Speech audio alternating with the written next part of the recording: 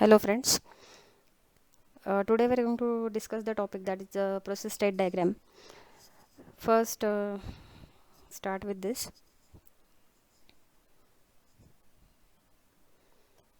First let us see what is a process. A process is nothing but the program in execution. If we simply have a Word file, or if we have a PowerPoint presentation or any other document, that simply cannot be a process. Okay, when we start that particular file, or when we open it, then it becomes a process, because at the back end some software is getting run, and then now that text file is editable, or if that PowerPoint presentation is that can run. When it is getting open and when it is getting executed, then it becomes a process. So a program only cannot be a process. When it is getting executed, then it becomes a process. Now every process has to go through the different stages, and those are nothing but the different states of the process. Suppose we have loaded some Word document on the secondary storage, then that is nothing but just a program. So as the secondary storage is non-volatile memory, even if we switch off the system and we switch on it, whatever data was saved last time, that can be obtained as it is. So when we open that particular application, then how it is going to switch between the different states, that we are going to see now. First, let us see which are the different states of any process. So first state is the new state, then ready state, then running state, then terminated, and the waiting state. Now every process is going to run through the different stages of the process, and then will be able to complete the task. Now if we consider a simple program which has ready for the execution. So whenever any process is created, that is in the new state, so that is the first state. When it comes in the main memory for the execution, then it is ready for the execution. When it gets the CPU, and CPU is executing the particular process, then the process is in the running state. And if it has completed the execution of the different instructions and it completes the task, then from running state it will go in the terminated state. So this will be a simple flow if I consider a single process, and how the process will come from new state to the ready state, then from ready to the running, and from running to the terminated. In the terminated state, it will be out of the queue, and then it will stop the execution. So this will be the sequence 1 2 3 if it is a normal a single process and getting executed, the flow we have discussed. Now suppose there will be different processes which are ready for the execution, which are in the new state. From new state they will be coming into the ready state. So this is also queue, this is also queue. But in the running state we will be having a single process that is getting executed, because we are having only single CPU. If you have multiple CPUs, then if we are having 4 CPUs, then 4 processes can run simultaneously, that is parallel processing. But let us consider that we are having a single CPU, then a single process will be in the running state, while there can be more than one process in the ready queue and the new queue. Once this process has completed, it may go in the terminated state. Now a process may go from running state to the ready state. This is because suppose current process is having a lower priority, and if the higher priority task is coming, then what the operating system will do, it will stop the execution of the current process, and then it will start the execution of the next process. In that case, current process will go again in the ready state, and the new process will be executed, and it will be completing the task. So this is one way in which a process may go from running state to the ready state. Another reason is if the time quantum has expired, then it will be going from running state to the ready state. So higher priority processes will be executed first. So in that case, that process will complete the task, then it will terminate itself, and then the which process which was preempted previously, it will be taken for the execution, and then it will complete the task, and then it will be terminated. Now what is this waiting state? Now process is in the new state, then it has been taken into the ready state, it is running. but it needs some input output device for the execution. And if that input output device is not there, then the process will be going into the waiting state. So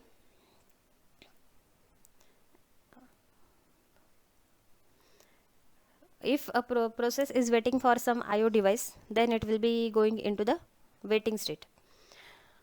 Once it gets the printer, then or any IO device, then from this waiting state, it will not be directly going into the running state. Again, we'll have to come back into the ready state. So it will be in the ready queue. Then whenever its turn will come, then it will be in the running state. Now it is not the only case that if process will go from the running state to the waiting state. There are different reasons for this. One of the reason is to perform some IO device or IO operation. Um the second thing in which the process may go from this running state to the waiting state is that time quantum has expired. So in that case also process will be going from running state to the waiting state. Third is if it is dependent on some other process for the execution. That means if it is dependent on any some child process, then in that case also process will be going from running state into the waiting state. Or if it is waiting some for some event to occur, in that case also process may go from running state to the waiting state. So there are basically four reasons in which we can go from the running state to the waiting state. But from waiting state, a process cannot directly go in the running state. It will have to come back into the ready state, and from this ready, it will be going into the running state. So this is the simple process state diagram in which I have explained the different states of a process. I hope you have understood the different states of a process and how a process is going to move from one state to the other state. So thank you for watching, and if you have any doubt, then you can ask me in the comment section.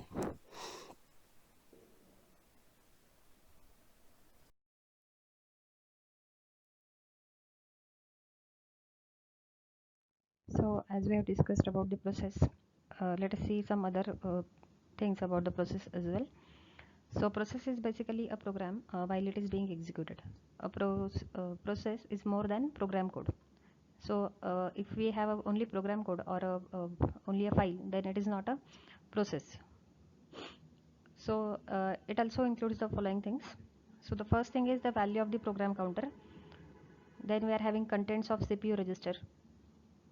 Then we are having process stack containing temporary data. This temporary data can be function parameters, return address, or local variables. Then it is also having data section containing global variables. Then it is having program code. Then dynamically allocated memory during runtime. So a process will be consisting of all these things. So as we have discussed, a program itself is not a process. A program is a passive entity. A program becomes a process when executable program is loaded into memory. So in a real shared system, several users programs resides in the computer's memory. Each user is allocated only a fraction of CPU time, that is nothing but the time slab at a time for his program.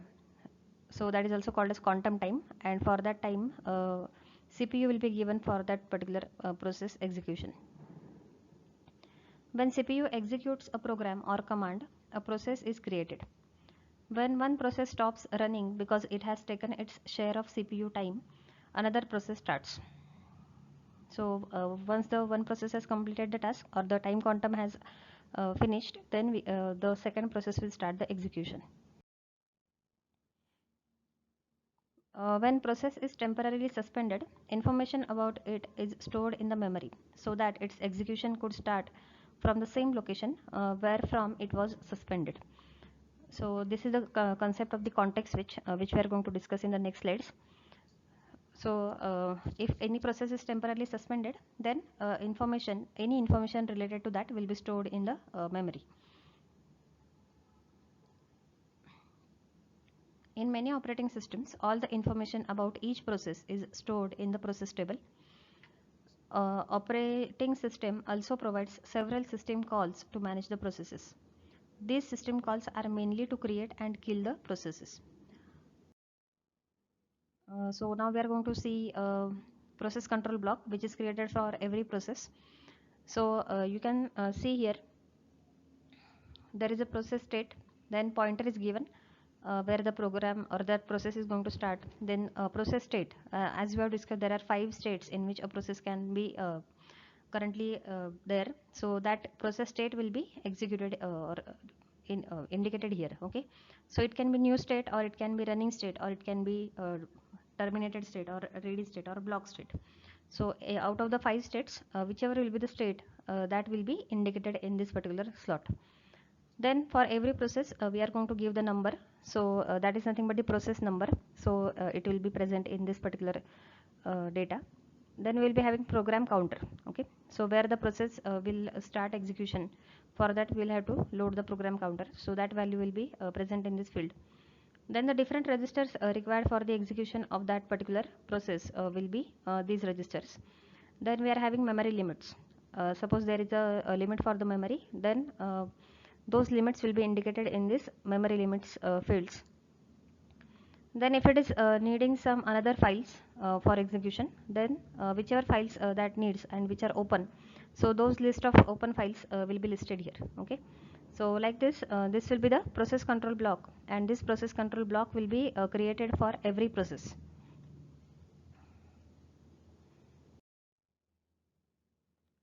Then we are going to discuss about the context switch.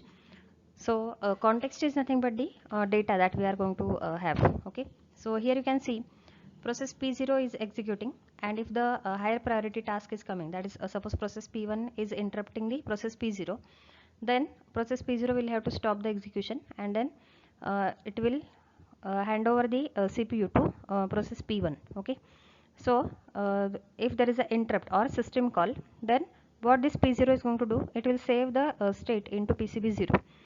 For this P0 we are having PCB0, for this process 1 we are having PCB1. As I told you, for every process the process control block will be created. So those process control blocks will be named depending on the numbers of that. Okay, so this will be for P0 PCB0 and P1 PCB1. Okay, so once the interrupt is there or any system call is there, whatever is the current data, okay, those data and the different states will be saved into PCB0. For that saving it will take some time. Then after that it will reload the state from PCB1. Okay, now we want to execute process P1, so data for P1 is present in the PCB1, so reload the state from PCB1, and then it will start the execution. Okay, so after completion of this, it will save the contents in the PCB1, so that is the save the state into PCB1, and after that again it will take some time for saving, and again it will go back to the process P0, and it will reload the states from the PCB0. Okay, so this saving and loading of the data, okay, first saving the data and then loading the data of that particular process is called as context switch. Okay, so here we are saving the data and we are loading the data, again we are saving the data and then we are loading the data, so that is nothing but the context switch. We are switching from one process to the other process, and that is nothing but the context switch. uh, I hope this idea is clear. Now if you see here this blue arrow, so process P0 was executing here. When this was getting executed, interrupt is coming from the process P1. When the process P0 is saving and reloading the data from PCB1, in that case none of the process is going executed. So in that case this process P1 is ideal. Okay, and process P0 is also ideal. Okay, after that, if you see after loading the data from PCB1, the process P1 will start execution. So here in this case you can see this blue arrow, so this is indicating the execution of the process P1. Then it will stop the execution at this point, and then again it will take some time for saving the data and reloading the data. In that case again this P1 will be ideal. Okay, and P0 is obviously ideal because the control of the CPU is not there. So when it will get the control, when the states will be reloaded from the PCB0. So it will be loaded here, then it will again start execution, and in this way we can have the multiple processes which will be running. Okay, so P0 will be executing first, then P1, and then again P0. Okay, so you can see in this particular region both the processes are ideal. Okay, here also in this particular region both the processes are ideal. Okay, so this kind of operation is nothing but the context switch.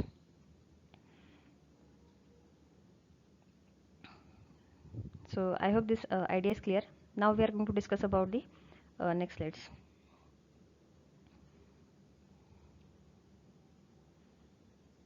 With this, now in this multiple processes are running, as you can see here, P1, P2, P3 and P4, and they need resources for the execution R1, R2 and R3.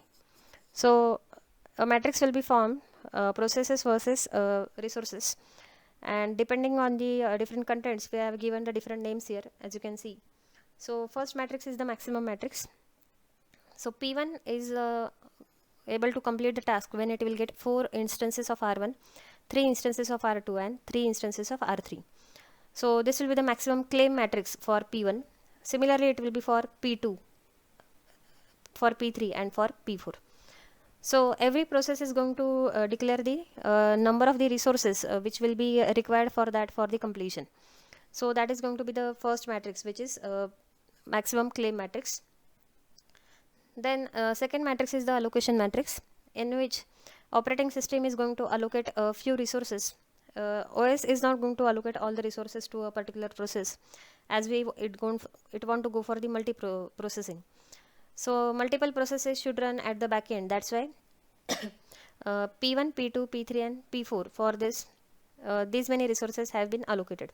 So if we see for P1, 2 instances of R1 are given, 1 instance of R2 and 1 instance of R3. So this is the allocation matrix.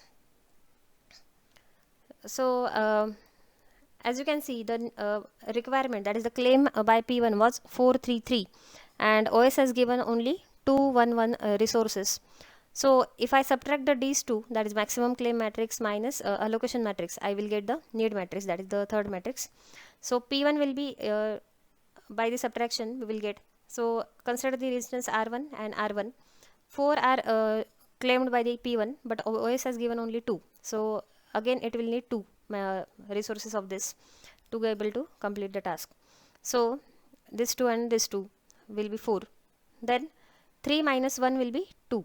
So this will be the need for the process P1, that is for R2. And 3 minus 1 is again 2. So the need matrix for P1 is 2, 2, 2. So maximum matrix will be given by the process, allocation matrix will be decided by the operating system, and need matrix will be calculated by just the subtraction of the maximum matrix minus allocation matrix. So this is for P1. Similarly for P2, 7 minus 7 is 0. So there is no need of any more R1. Then 2 minus 2 will be also 0. So this is also 0. And 4 minus 3 will be 1. So likewise, we can calculate the need matrix for all the processes which are there in the ready queue. Now, when we are starting any system, then number of resources are fixed. So here the matrix is formed, that is R1, R2 and R3. And how many types of R1 are available? That is nothing but the how many instances are available. So there are 13 instances of R1, 7 instances of R2 and 10 instances of R3. So suppose R1 is the printer, then 13 printers are there. Likewise we can see. So it is not necessary to be a printer, it can be any hardware resource or a software resource. So this is the maximum matrix which will be decided by the OS when it is getting started, and it will be decided at the time of scanning only. After this, now if we see the allocation matrix, now we will go vertically here in this particular matrix. So here if you see, 2 instances are given for P1, 7 are given for P2, 3 are given for P3 and 1 is given for P4. So these many instances of R1 are already allocated to the different processes. So if I add all this, it is 13. So out of these 13 resources, we have allocated 13 resources. That means now we are not having any resource of R1. Then similarly for R2, if I go for the vertical addition, it is 6, and for R3 it is 9. So for R2 we are having 7 instances. Out of this 7 we have given 6 instances, and out of this 10 instances we have given 9 instances. So how many resources are available to the operating system now? That we can find out by this maximum matrix minus total allocated resources. So we have allocated 13, 6, 9 resources out of 13, 7 and 10. So if I subtract these two, we will get available resources as 0, 1, 1. So as 13 minus 13 is 0, then 7 minus 6 is 1, and 10 minus 9 is 1. So these many resources are available to the operating system. Now, which process will be selected for the execution? Now we are having all the matrices, all the resources. So if we see this need matrix, so we will give those many resources to a particular process. He will take the resource, he will process will use it, and then it will release it, and then accordingly it will complete the task. Now, so let us start with the first process, that is P1. Now P1 needs 2 instances for R1, R2 and R3. Now we will compare this particular need matrix with this particular available resources. Now P1 needs 2 instances of R1, but operating system is not having that. It is having 0 resource of the R1. So that's why P1 cannot be executed. So this will be executed later on. Now let us see for P2. For P2, if I compare this 0, then R1 is 0. There is no need of R1. Also there is no need of R2. It needs only R3. So one instance is required. So that's why one instance is here. OS is having that. So this P2 can be selected for execution. So suppose process P2 has selected for the execution, it will start the execution. Now how this execution will take place and how the other resources will change, that we are going to see now. So consider about the P2 now. So if you see for P2, how many resources are already allocated? That is 7, 2 and 3. So this is the allocated resource 7, 2, 3. What is the need matrix? So additional resource required are 0, 0, 1. So this value I have taken here, that is 0, 0, 1. And out of this 0, 0, 1, all the resources will be given by this available resources. So 0, 0, 1 resource, one resource will be given from R3. So total allocated will become now 7, 2, 4. So here if we see, available resources were 0, 1, 1. Out of this, one instance of R3 is given for the process P2, and now OS is having 0, 1, 0 resource. After this, now P2 is having all the resources it was claiming for. So we can verify this here. So P2 claimed for 7 to 4 resources. It is having now 7 to 4 resources. Now it will be able to complete the task. So it will take these resources, it will use it, and then it will release it. Suppose it has used and completed the task. Now where these resources will go? Once they were allocated, P2 was the owner of that. But then when it will complete the task, those will be returned back to the operating system. So this previous available resources plus the released resources by this P2. So that will be this 7, 2, 4 plus this 0, 1, 0. So that will be 7, 3, 4. So these many resources will be available.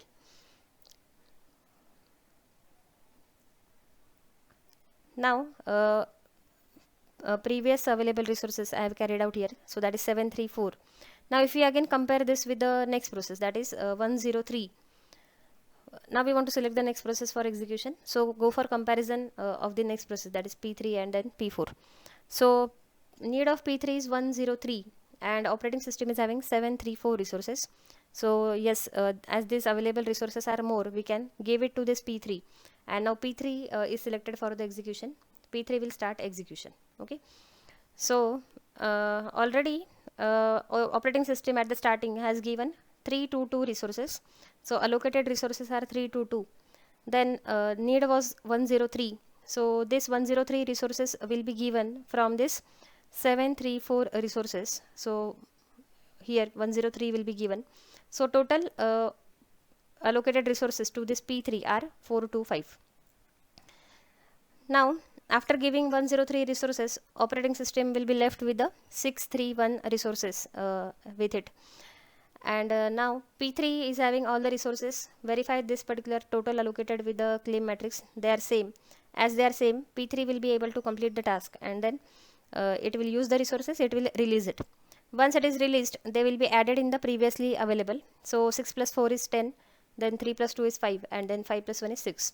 So after completion of P3, 10, 5, 6 resources are available with the operating system.